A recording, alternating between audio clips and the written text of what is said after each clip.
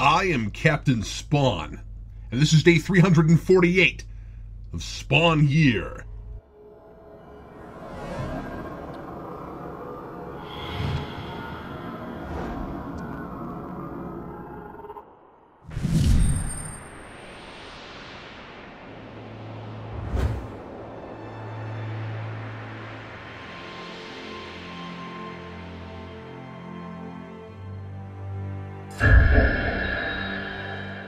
So little is accomplished with this issue, I would have wondered if there weren't pages missing in the middle, if the few drawn-out, overly written scenes that are here didn't take so long to read.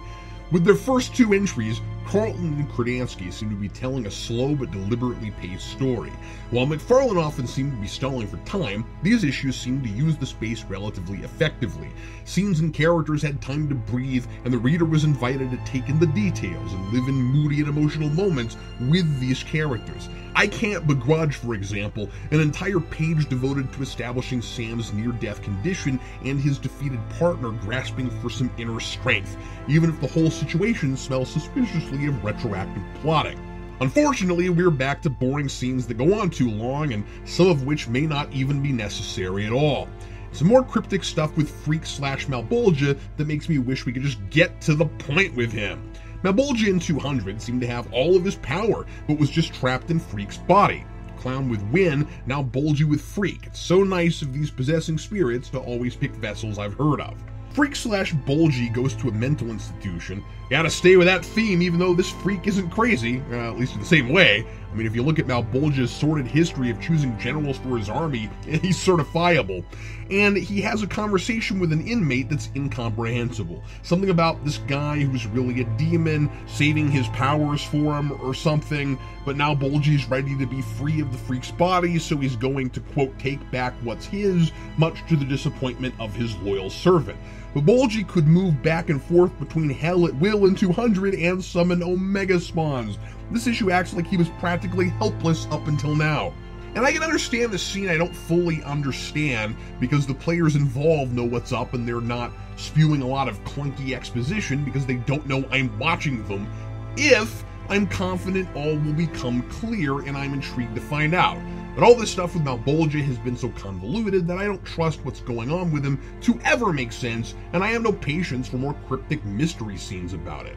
And here's the rest of the issue. The paparazzi won't leave Sarah alone at a diner. Meanwhile, Clown convinces Blood's three legendary demonic hench warriors to test Jim's strength and abilities, and Jim shows up to the diner, gets ambushed by the vicious and relentless press.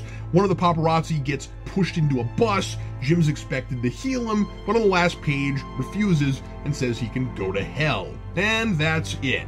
All the stuff about how ruthless and barbaric the paparazzi are to get the latest overnight celebrity on camera is okay. I buy that this would be their response if a man popped up on talk shows and some people thought he might be for real. And Kradansky does an excellent job capturing Jim and Sarah's overwhelmed and claustrophobic reaction, with the uncomfortably close headshots from the camera's perspective and the blinding, sick yellow glow of camera flashes. I think this goes as long as it does to create an awkward tension, so the reader will sympathize with Jim and Sarah because we're feeling their pain. And after Jim began to soak up the attention last issue, I appreciate his immediately having to experience the ugly side of instant stardom, seeing how many people want a piece of him, and of course, that's going to be even worse for him because outside of the media, his fans won't be asking for autographs, they'll be looking for him to save their lives. But the comic doesn't make it awful enough for him that I can even sort of empathize when he refused to save the man hit by a bus. That strikes me as a shocking tease sort of cliffhanger just to bring me back next month, perhaps to make up for some of the otherwise dull rest of the issue. And I want to see where the rest of that scene goes before I comment on it, beyond saying, if he's that petty and cruel, I'm really only supposed to care because of the mystery of who he is and how he got the costume. And this is a book that really wants me to think he's a layered and complicated human being. The Clown stuff is tedious and awkward. 4 pages of Clown telling these 3 ancient punks in hoodies that they need to take Spawn seriously because he's, quote, the real deal. Man, Clown really likes that phrase, even though Spawn doesn't know that, and that his powers need to be tested so Clown can be sure they will really have the firepower to stand up to their enemies when the big war starts.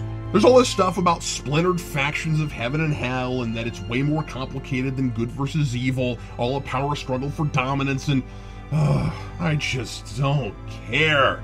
We did the Cosmic War thing already. This factions trying to rule business post-apocalypse could have been fun, but now I've got a whole new heaven and hell and all these other subsets to keep up with, and it's frankly exhausting, especially because there's no character to latch onto, just another unsuspecting jerkface whose powers are the key to everything, who does all the spectacular stuff without even meaning to, and who I'm supposed to be invested in because he does horrible and shocking things.